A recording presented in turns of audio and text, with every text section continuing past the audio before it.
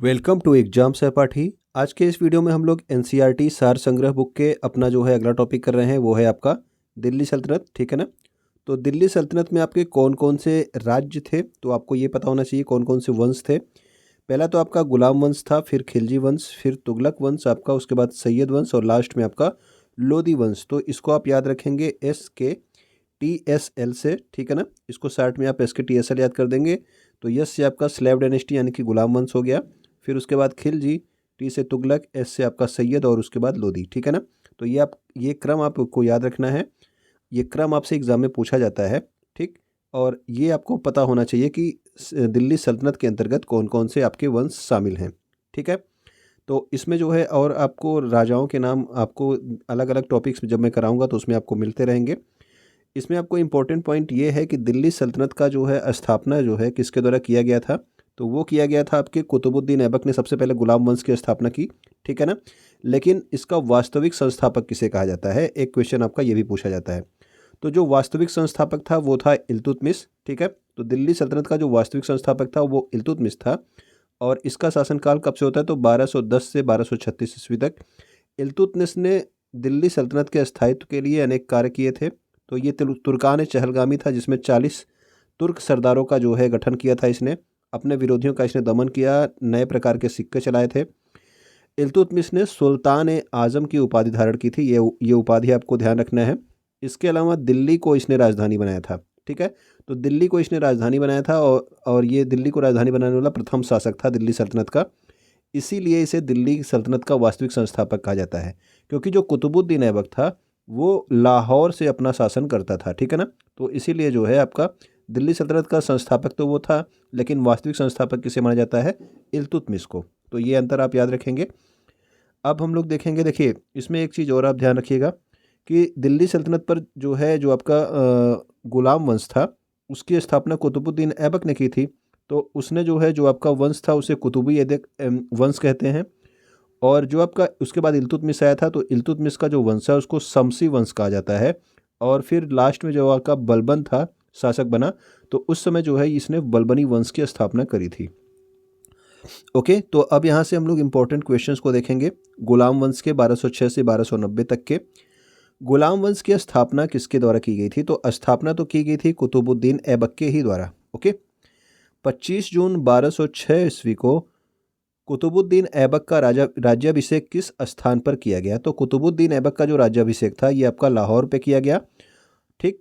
और इसने जो है अपनी साम्राज्य की राजधानी किसे घोषित किया, तो दिल्ली सल्तनत की राजधानी को इसने घोषित किया था लाहौर, और यहीं से ये शासन करता था। ठीक है ना।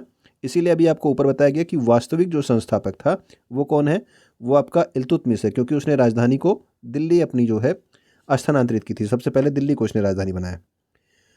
भारत में तुर्की राज्य का संस्थापक कुतुबुद्दीन ऐबक को माना जाता है। ठीक। कुतुबुद्दीन ऐबक ने कभी सुल्तान की उपाधि धारण नहीं की थी।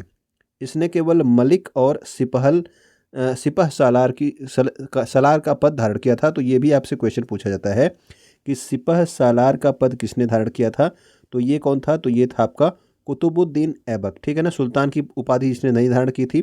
सुल्तान की उपाधि किसने धारण की, तो वो आपका इल्तुतमिश ने सबसे पहले सुल्तान की उपाधि धारण की थी। ठीक। अगला है हमारा क्वेश्चन है, कुतुबुद्दीन ऐबक को उदारता तथा अत्यधिक दान करने के लिए कौन सी उपाधि दी गई, तो लाख बख्श की उपाधि दी गई थी। तो लाख बख्श की उपाधि आपसे पूछा जाता है ये किसे प्रदान की गई थी, तो ये प्रदान की गई थी कुतुबुद्दीन ऐबक को। ओके। इसके अलावा कुतुबुद्दीन ऐबक को एक और उपाधि प्राप्त थी, वो थी आपका कुरान ख्वां की उपाधि। और इसे ये उपाधि क्यों दी गई थी, क्योंकि ये अत्यंत सुरीली आवाज़ में कुरान पढ़ता था। इसी कारण जो है कुतुबुद्दीन ऐबक को कुरान ख्वां की उपाधि भी प्रदान की गई थी। भारत की प्रथम मस्जिद कुव्वतुल इस्लाम की स्थापना किसके द्वारा कराई गई। ठीक। तो ये आपकी भारत की प्रथम मस्जिद है कुव्वतुल इस्लाम मस्जिद, और इसकी स्थापना किसके द्वारा हुई, तो इसकी स्थापना हुई थी कुतुबुद्दीन ऐबक के द्वारा। ओके। कुतुबुद्दीन ऐबक ने सूफी संत ख्वाजा कुतुबुद्दीन बख्तियार काकी की नाम पर जो है कुतुब मीनार का निर्माण प्रारंभ कराया था।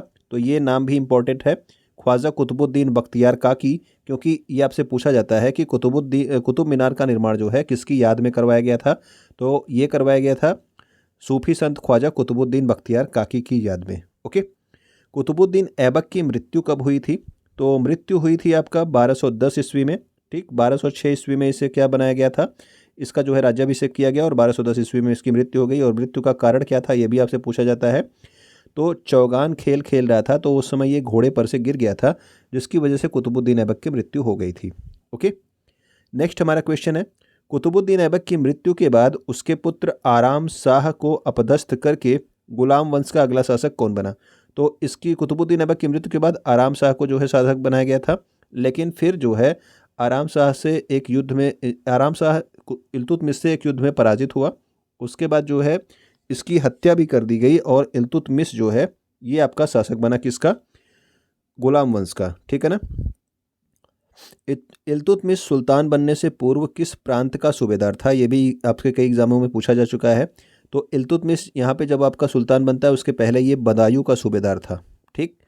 दिल्ली सल्तनत का वास्तविक संस्थापक किसे माना जाता है, तो ये इल्तुतमिश को माना जाता है। और इस क्वेश्चन का आंसर आप लोग समझ गए होंगे कि संस्थापक कौन है और वास्तविक संस्थापक कौन है, दोनों का अंतर आपको पता हो गया।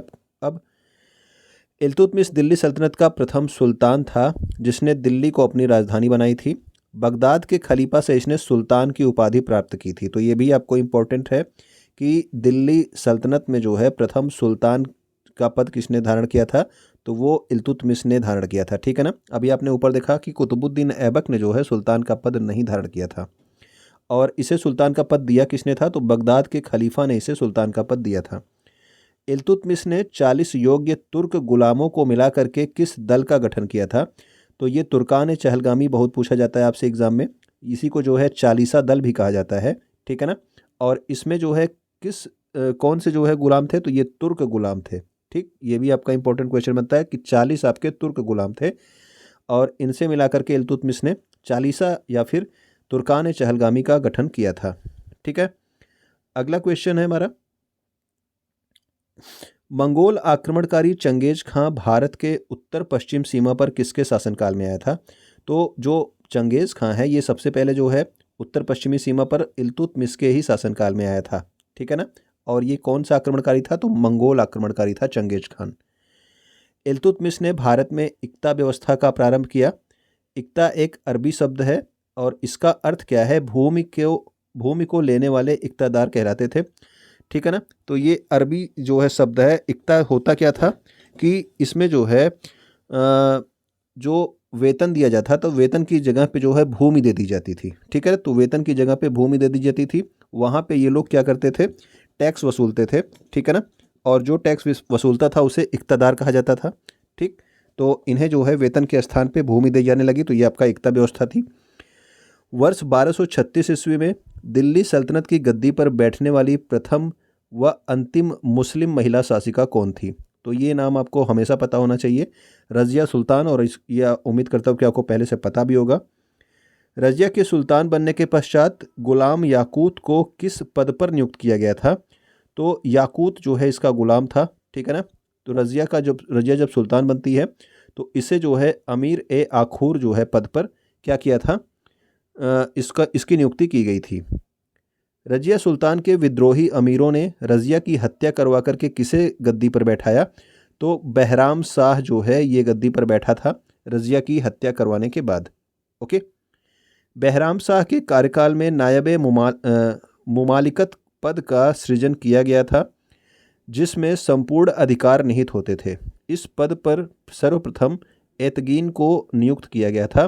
तो नायब मुमालिकत पद पर सबसे पहले कौन नियुक्त हुआ था, तो वो था आपका एतगीन। और किसके कार्यकाल में ये पद बना था, तो ये था आपका बहराम शाह के कार्यकाल में। ओके, नेक्स्ट क्वेश्चन है, दिल्ली सल्तनत के किस शासक ने बलबन को नायब मुमालिकत पद पर नियुक्त किया था, तो बलबन को नायब मुमालिकत पद पर नियुक्त किया गया था नसीरुद्दीन महमूद के द्वारा, ठीक। तो नायब मुमालिकत पद जो था ये बहराम शाह के समय में इसका सृजन किया गया था। सबसे पहले एतगीन को नियुक्त किया गया, लेकिन जो बलबन जो बाद में जो है गुलाम वंश का शासक बनता है, इसको नायब मुमालिकत पद पर किसने जो है नियुक्त किया था, तो ये थे आपके नसीरुद्दीन महमूद, ठीक है ना। बलबन को उलूग खां की उपाधि किसने प्रदान की थी, तो उलूग खां की उपाधि भी बलबन के पास थी, ये भी आपको याद रखना है, ठीक है। उलूग खां की उपाधि किसकी थी, तो ये आपकी बलबन की उपाधि थी। और ये उपाधि भी इसे किसने दी थी, तो नसीरुद्दीन महमूद ने ही उलूग खां की उपाधि दी थी बलबन को, ठीक है। दिल्ली का सुल्तान बनने के पश्चात तुर्कान चहलगामी को किसने समाप्त किया? तो अभी आपको बताया गया था कि तुर्कान चहलगामी किसने स्टार्ट किया था। तो इल्तुतमिश ने तुर्कान चहलगामी को स्टार्ट किया था और इसे समाप्त किया किसने? तो बलबन ने इसे समाप्त किया था। जब बलबन जो है शासक बनता है तो उसने जो 40 अमीरों का जो दल था, चालीसा दल जो था, उसको जो है समाप्त किया था। इसके अलावा जो है बलबन से संबंधित ये भी प्रश्न आपको याद रखना है कि लौह और रक्त की नीति जो है इसका पालन करने वाला सुल्तान कौन था? तो लौह और रक्त की नीति जो है इसे अपनाया था बलबन ने। बलबन प्रथम सुल्तान था जिसने राजत्व के सिद्धांत का प्रतिपादन किया, यानी कि ये कहता था कि जो राजा है वो पृथ्वी पर भगवान का रूप है, ठीक है ना। उसने राजत्व को नियाबते खुदाई यानी कि ईश्वर द्वारा प्रदत्त तथा राजा को जिल्ले इलाही ईश्वर की छाया कहा, ठीक। तो राजत्व को इसने क्या कहा था? नियाबते खुदाई, और ईश्वर जो है और राजा को जो है जिल्ले इलाही कहा था, यानी कि ईश्वर की छाया, ठीक है ना। तो ये राजत्व के सिद्धांत का पालन सबसे पहले किसने किया था प्रतिपादन? तो ये बलबन था। इसके अलावा सिजदा और पैबोस प्रथा को अपने दरबार में प्रारंभ करने वाला कौन सुल्तान था? तो ये भी आपसे प्रश्न पूछा गया है कई बार। तो ये आपका बलबन ही था जिसने सिजदा और पैबोस की प्रथा को स्टार्ट किया था, ठीक है। बलबन ने किस नाम से एक सैन्य विभाग की स्थापना की थी? तो ये सैन्य विभाग था जिसका नाम क्या था? दीवान ए अर्ज, ठीक है। तो दीवान ए अर्ज नाम से बलबन ने एक सैन्य विभाग की भी स्थापना की थी। इसके अलावा एक और इम्पोर्टेंट क्वेश्चन है जो आपको याद रखना है, वो ये है कि गुलाम वंश का अंतिम शासक कौन था? तो अंतिम शासक था आपका शमसुद्दीन कैमूर्स, ठीक है ना। नसरुद्दीन महमूद कौन था? तो अभी आपने देखा नसरुद्दीन महमूद जिसने जो है बलबन को उलूग खां की उपाधि दी थी। एक शांत स्वभाव वाला व्यक्ति था। इतिहासकार सिराज ने इसे क्या कहा है? दिल्ली का आदम सुल्तान, ठीक है। तो आपसे ये भी पूछा जा सकता है कि नसरुद्दीन महमूद को दिल्ली का आदम सुल्तान किसने कहा है? तो वो आपके इतिहासकार सिराज ने कहा है, ठीक है। तो ये गुलाम वंश के कुछ इंपॉर्टेंट क्वेश्चन थे आपके एनसीईआरटी सार संग्रह बुक से। उम्मीद करता हूँ कि चीज़ें आपको अच्छी लगी होंगी, तो आप कमेंट जरूर कर दिया कीजिए, ठीक है ना। आप लोग बताएंगे जिस तरीके से उसी तरह से क्लास आगे चलेगी, नहीं तो फिर क्लास आपकी बंद हो जाती है जब कोई भी जो है इंटरेस्टेड नहीं होता है। तो वीडियो देखने के लिए आपका बहुत बहुत धन्यवाद।